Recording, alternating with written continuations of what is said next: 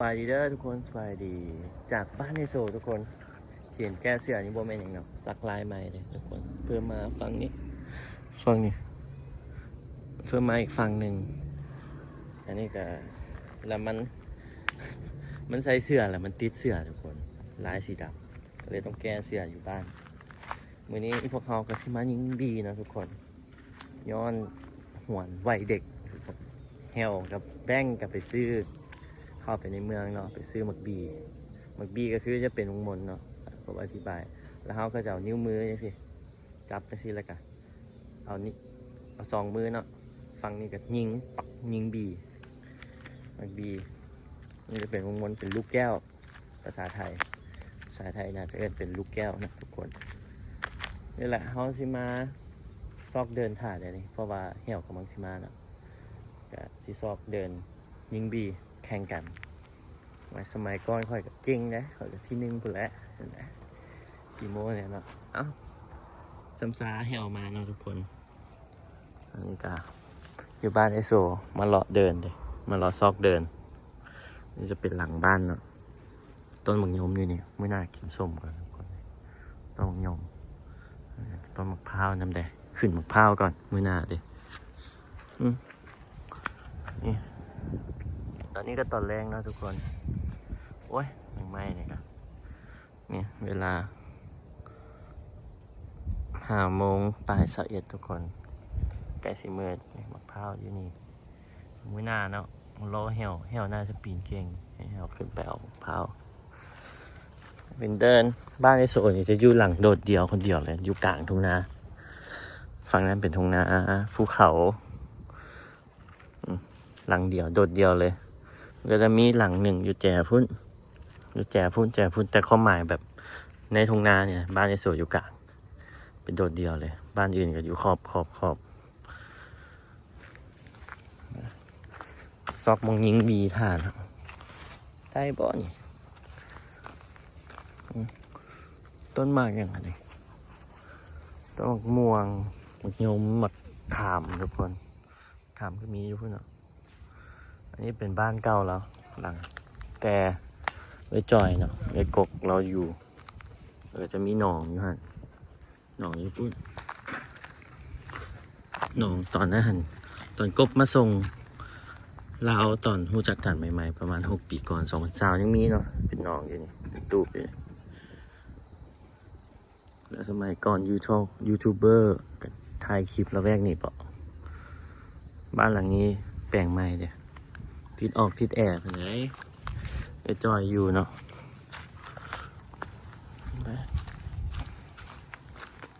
คือว่าอากาศก็ดีทุกคนฝนคือว่าสิฝนตกเนาะนี่กำลังสิกินข้าวเนาะตื่นมาหนึ่งของน้ำนี่เตรียมซักเครื่องกันนะนี่ก็ต้องซักมือต้องแช่เครื่องไว้ซับเบิดให้แห้วมาตู้ซักเครื่องก็มีแต่ว่าซักมือเอาดีก่อนชิ้นยิงบีอยู่นี่แหละเอาชิ้นยิงบีอยู่นี่ถ้ากินข้าวก่อนทุกคนเติมพลังก่อนเลี้ยงไก่เต็มเลยนะเครื่องมาแล้วทุกคนแถวมาแล้วเดี๋ยวยิงบีสักแล้วกับปั้นนะทุกคนเบิ่งพากันเกี่ยมเดินได้นี่เดินยิงหมดบีฮะ1,000โอ้มันจะมีนิ้วผู่เรื่องนิ้วซี่นิ้วกลางนิ้วนางนะเราต้องเบิ่งสเต็ปก่อนแล้วจะมีหลุมอยู่นี่เนาะนี่เป็นแล้วไปไอ้กับนี่หลุมเนาะมาโลดอันนั้นก็นาอยู่หุ่นนี่โอ้ขักสุดเกี้ยงไงสิแล้วขักน่ะมันไงแต่ฟังได้ฟังนี่ว่ะวิดเด้วิดเด้เอิ้นวิดเด้จุดสตาร์ทมันวิดตัว ใช้ไต่ บอก เกิดเส้นเซ้ง เส้น เส้น แจ็ค เซ้งเกิดขึ้นวิทย์อ่ะ วิทย์ เออ วิทย์โย่เฮียแบงค์ได้อยู่อ่ะ โอ้ยแม่นอยู่พอแล้ว พอแล้ว เดินสำนีเกี้ยงละมา โอ้เชี่ยขี้เต้นอยู่ดิ วอร์มกันตี เต้นออมเดี๋ยว วอร์มกันตีบ่ได้เฮ็ดดนเนาะขีดแล้วขีดเส้นอ้อมน้ำฮะบ่ขีดมันก็ไปต่อได้แหละ มันต้องขีด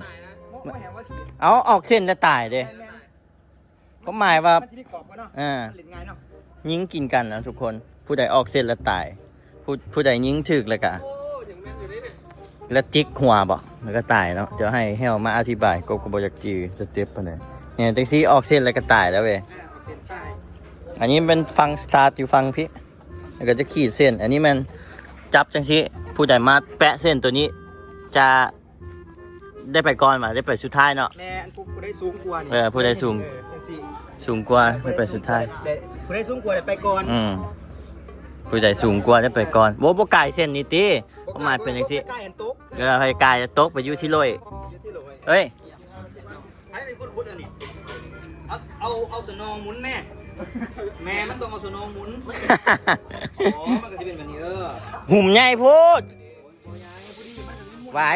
เดี๋ยวเอาผู้ดีผู้ดีด้วยผู้ดีมา ไปเด็กทุกคนอาจจะเคยเรียน หลุมไก่พูดที่ ลุงเขาง่ายได้ ยอดเอารถแล้วนี่ หลุมใหญ่พูดไม่ยอดเอาเลยเว้ยบอ เซ็งเลย ทีแล้วเสียงก่อน มาเซ็ง เซ็นได้ ไม่เหลือก็บอกพี่ ข่อยหน่วยนี่แหละ ขี้เซ็นไปอย่าง งามกันหมูสุดแก้วนะ มันน่าเซ็นออกนะ อะ เซ็นออก กระปาตีน ได้เซ็นก็ออกบอกไอ้ก๊บขี่เซ็นออกนี่นะ แม่ต้องขีดเส้นนี้ มันจะเรียนงานมันจะบอกไปเลย แมน ก็จะได้ไม่เหลือก็ได้เดี๋ยวเรียนก็ได้โอ้นั่นน่าตัวสีนะนี่ยังมีคายเดี๋ยววัน โอ้บีอยากได้บีน้ำนมนะ บีเนาะทุกคนนี่ภาษาไทยลูกแก้ว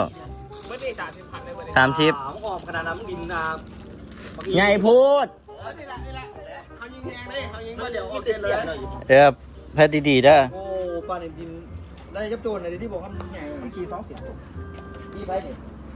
เอาแล้วสีจัน แล้วมายืนโยนก็ได้ไหม ยื มาน ล้างดุ้งยืนล้างดุ้งเหมือนกันนี่มา มา ประมาณไว้สิเลยบ่อยเลิกนอนหวานเอาเสียงได้นี่อ้าวคือมี2 เสียงทานผู้ชมแล้วเส้นนี้เอาตัวโยนมาดิคราวนี้โยนมาปุ๊บดูหาแล้วเอาเส้นเทิงเนาะ เราเส้นเทิงเอาไปก่อน ไปก่อนไปก่อน มาเส้นก่อนเด้อ เส้นก่อน เอาแหวไปก่อน ดินก่อนได้ กายแล้วจับเส้นแล้ว เส้นใต้เนาะ จับเส้นแล้ว ขับเส้นใต้สม แม่นแหละ บนใต้ได้ออกเส้นทันเทบานก่อนที่1ได้เทบานก่อนคันไหนขับเส้นที่1นะ อ่ะ เอาจะขับเส้น ไปวันนี้แข่ง4 คนเนาะ ไม่เกี่ยวของไผ่ไม่เกี่ยว เอาสิ ไผ่เอาออกได้ตัวเดียวอ้าวดีเลยเนี่ยออกได้ อันนี้ไปที่1ดิผู้ใดไปที่1 พอได้ขึ้นเทิง โอ้ผู้ใดขึ้นเทิงไปที่1มาเอาไปเอาอันนี้เอาโทรศัพท์ถ่ายคือกันเอาไปแหวไปก่อนปลดเกือบตีเอาว่าต้องเฮ็ดจังซี่ต้องมอมขอก็ได้ต้องมอมขอก็ได้เสียไป ดีเขาเลยแหละเขาตั้ง ยอดไหมคันยอดเข้าหลุมแล้วจะ2 คืบได้นะทุกคน ปกตินี่จะไปคืบเดียวจริงๆคันยิง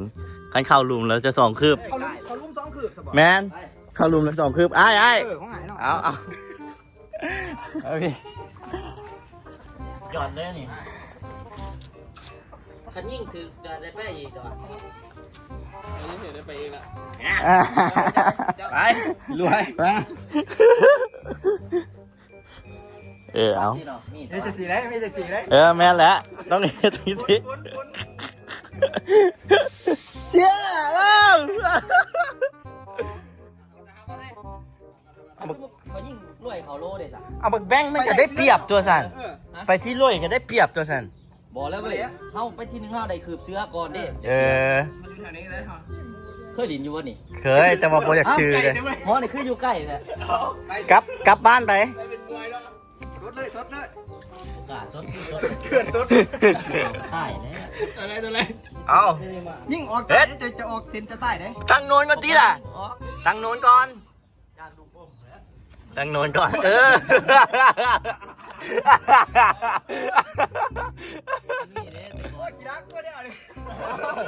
มันมีพูดเด้ นี่ปักออกเองเฮ็ด ออกเองแล้ววันนี้มันคือตอนยังหน่อยเนาะ จากนั้นมันก็ออกฟังพ้นแถว ยิ่งคอยแล้วเว้ยว้า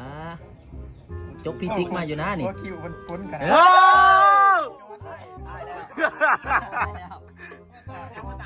ยังบ่ตายต้องจิกออกเส้นก่อนแมนแต่ว่ายิ่งถึงจะไปอีกแมนลุบไปออกเอามึงคือบ่ขึ้นเอาออกมาเอาแบงค์นี่นะกลับมามาจังซี่ก็คืบนี่แล้วก็ยิงโอ้บ่ชื่อเซ่เรียบร้อยบักแบงค์ตายแล้ววะนี่คืบหนึ่งขึ้นวิดได้คืบเสือไปแป๊กตายเลยแบงค์แบบแบงค์มันสิตายเลย แบงค์ตายแน่นอนแบงค์น่ะเบิ่งกำลังใจละเอาแกรถ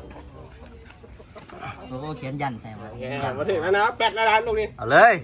เฮ็ดแปด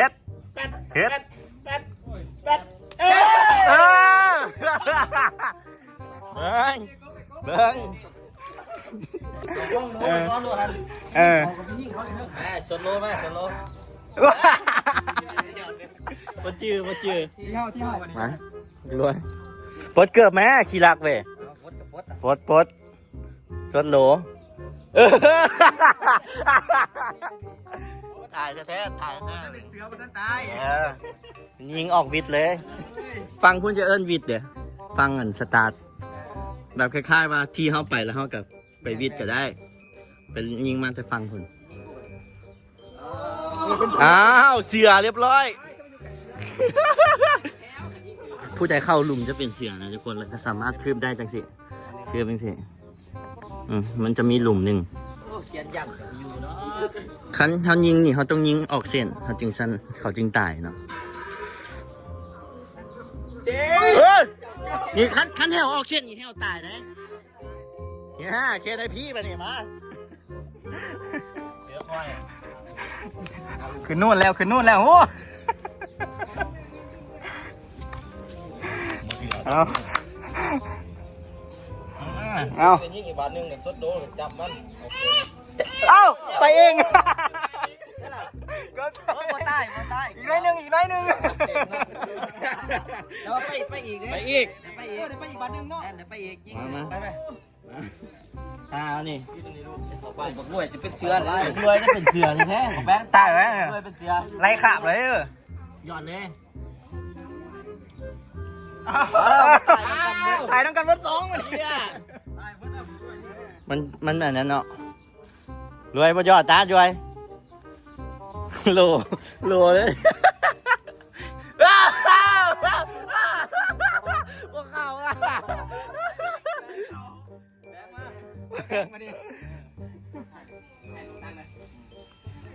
ต้องแซ่บเลยนี่ก่อน โอ้ยคือควยกันดีฮะ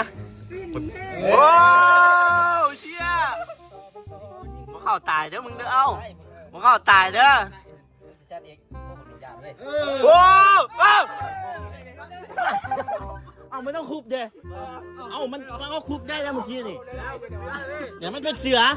คันยิงแล้วตนคุมเลยเขาคุมแล้วมันตายเด้โอ้บอกคันแบงค์ยิงแล้วมันตกคุมแหละต้องคุบมึงเอาซองกูนะ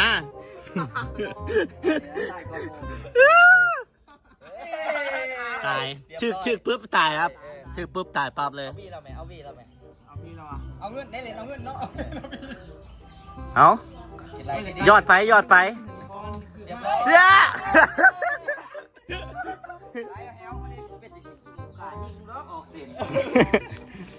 เสือสองตัวได้แฮวก็เป็นเสือได้นี่แฮวก็คืบหนึ่งเนาะไปยังรวยคืบเดียวตั้งยังสิเสือ ลือ2ตัวเอาฮึบ มาดิคือไปคือขนาดยอด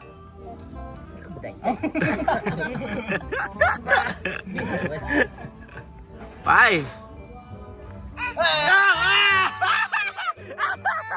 ตายจะมาเคนพี่ทีโลเนาะไปทีสุดท้าย ไอ้กบไปนี่ไอ้กบแตกแล้ว แตกแล้วตายไปแล้ว สูงกระเสือได้จ้ะ ยอดเลยสดเลย ตายนี่นี่คันไว้ก่อนนี่เจ๊ไหนกันแล้วนะถึงอ่ะ ตาย เสียดายตอนแบงค์นะแบงค์ยิงพุ่นแล้วมันลุบลงนี่เนาะคันคูบเห็นแบงค์เสียจะกบคูบบอกนะเรียบร้อยมึงเสือ เสือกับเสือยิงกันตายเลยเนาะ แมนตายเลยยิงบัดเดียวตายเลยโอ้โหตั้งยิงออกวิดเลย อันนี้จะเอิ้นวิดเลยฟังนี่จะเอิ้นวิดจุดสตาร์ทยิงมาพี่ออกฟังเขาออกเส้นนี่ก็ตายได้เขายิงออกนี่บ่เป็นหยัง บอมขึ้นไปวิทย์ปุ๊บ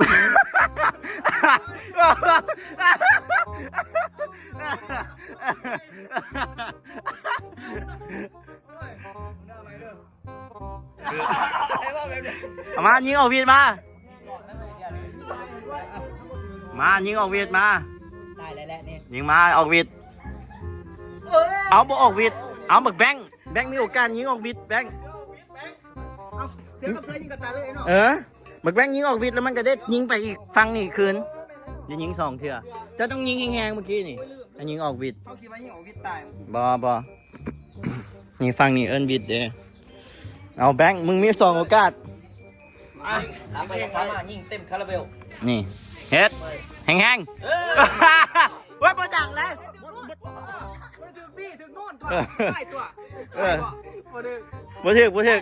บ่ตายแล้วมันถือกันลุมเด้ถึกโนนเด้อแล้วมันบ่ดังเนาะจิกเลย โอ้รวยชนะว่ะจิก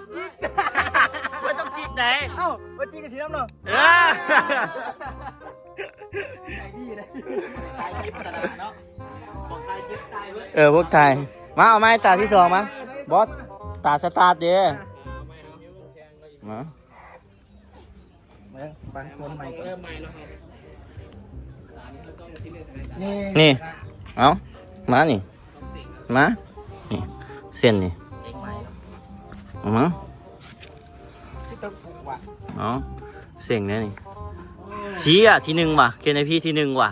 เฮ้ยโมเมนต์ข่าวสารไหนเอาไป เป็ดเนาะเป็ดมากินบีนนั่นแหละ โอ้กี่ซ้ายว่ะมันแค่ออกแล้ว โต๊ะที่รวยแล้ว มาคอยไปที่1ป่ะนี่ บ่จื้อว่าตัวเองลึ่งดิ้วได้ไป โอ้ไปแหงขนาด โอ้ยเกือบออกเลยโอ้ตั้งใจไปมาพี่โอ้ปกติต้องไปยามบิดนะจะต้องไปอยู่หลุมนะจริงเป็นเสือได้เปรียบเนี่ย จะต้องจำเส้นป่ะ จำเส้นแล้วมึงไม่ได้เป็นเสือนะมึงจะไปส่งคืบ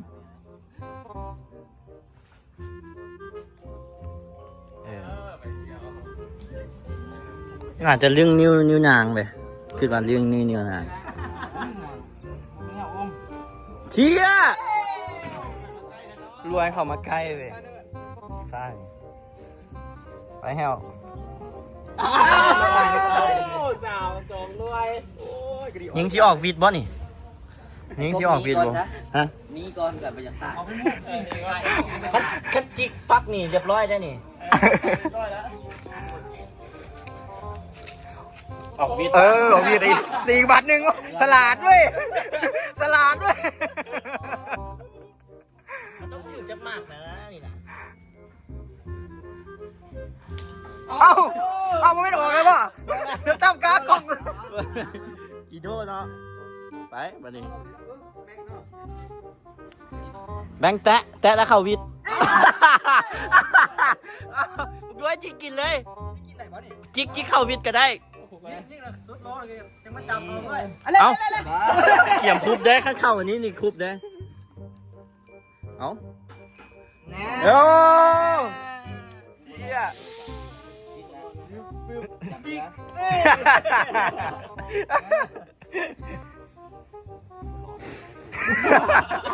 ได้บ่เนี่ย เกือบดีๆเว้ย โมเมนต์เนาะโมเมนต์เนาะโมเมนต์เนาะ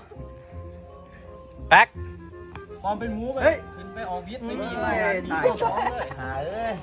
รอกัน นี่ไปด้วยไป รอเนี่ยผมเนี่ยรอเนี่ย ลิ้นเกง คันเสือเข้าคุม2เทื่อนี่ เป็นหมูตัว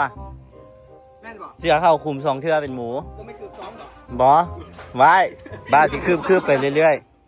ไปไอ้ก๊อฟไปไหนมา ๆมา ตายแล้วที่เป็นสีเขียวหัน ตายหมดแล้ว ยอด เอามาสู่กัน โอ้ยตาย สกิลกูมือ ลืมไปเลยเออมา น่าบาดใจเลย เดี๋ยวเสือจะคีบแบบแตบๆเลย มีพังมีอะไรด้วย ฮะ เออ ก็เชียร์มา จะสดเขาจะมีโอกาสกิน ไปข้างหน้าพูดด้วย ก็จะสดเขาโลจะมีโอกาสกิน เขาบอกเขาตาย เอาเว้น ยังมีโอกาสอยู่ โอ้ทีโลเลยล่อแม่ล่อคุมแม่ น้ำผสมกับซีไปได้เนาะ เอาเสียไป เสือกับเสือซะเนาะเอา มา เสือกับเสือซะอ้าวโอ้ยไอ้โมเมนต์แล้วเฮ้ยโมเมนต์ ก่อนยังน้อยสิแต่ โอ้ย ไอ้หนึ่งก็เอา อ้าว คืบอยู่ไม่เห็นเมื่อไหร่เด้ รอเด้ รอเสือเนาะ มา ที่จริงมันมีเส้นออกเลย มี ตรงนี้วะ มี มันเดี๋ยวแต่ นี่ไปขอบเส้นบางทีไปขอบเส้นแล้วยิงออกเองนะ บ่เหลือบัดนี้บ่เหลือ เอาให้แน่เรียบร้อยเลยบัดนี้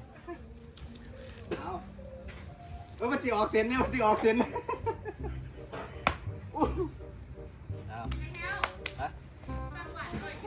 แม่น เสือ ฮะปกติ โอ้ยยิงขึ้นบิด เอาเสือบินเล่น ยิงแห้งไว้เห็นไหม เอาเอิ้น อ้าวเรียบร้อยแล้วบาทนี้ กินเกม2มีไปบุกด้วย นี่นั่งเด้อลองนี่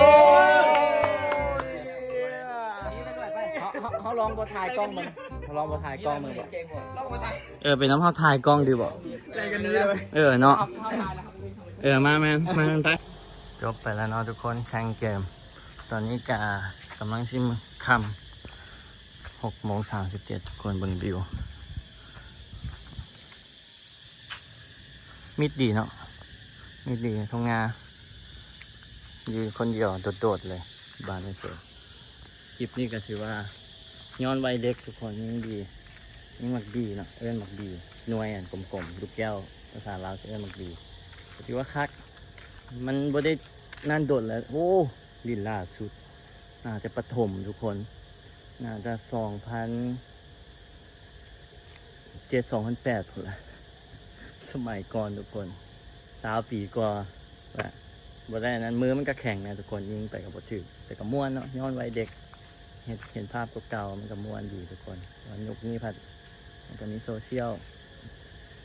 คนเบิ่งคลิปนี้อาจจะบ่ฮู้ยิงดีหรือว่าบางคนก็อาจจะเคยลิ้นเนาะทุกคนแต่ก็ถือว่าม่วนเนาะม่วนดีคือทอดวัยเด็กสมัยแต่ก่อนแบบบ่ต้องคิดอย่างไรเลยเลิกอย่างมาก็ไปยิงดีเต้นอย่างยิงดึกตาดึกแป๊กจังซี่เจอกันคลิปหน้าทุกคนบ๊ายบายถ้ามาคลิปนี้กดไลค์กดแชร์กดติดตามที่สำคัญห้ามสกิปโฆษณาทุกคนที่แก้เสื้อเนี่ยบ่แม่นอย่างนั้นหลายทุกคนมันติดเสื้อก็เลยต้องแก้เสื้อให้มันแห้งก่อนเจอกันคลิปหน้าทุกคนบ๊ายบาย